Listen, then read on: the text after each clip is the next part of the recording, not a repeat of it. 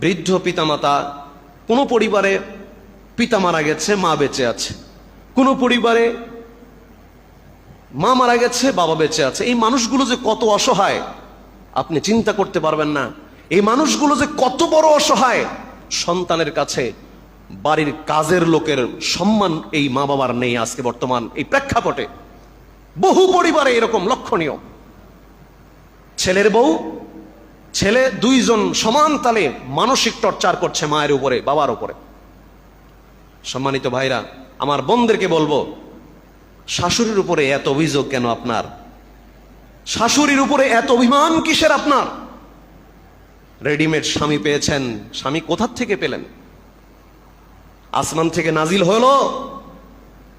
যেই স্বামীকে নিয়ে আপনি আপনার শাশুড়ির বিরুদ্ধে, আপনার শাশুড়ির সাথে অসদাচরণ করছেন, ওই জনম দুঃখিনী মাই তো আপনার স্বামীকে গর্ভধারণ করে এই দুনিয়ার আলোর মুখ দেখিয়েছে, জন্যই আপনি আপনার কপালে এই স্বামী জুটেছে।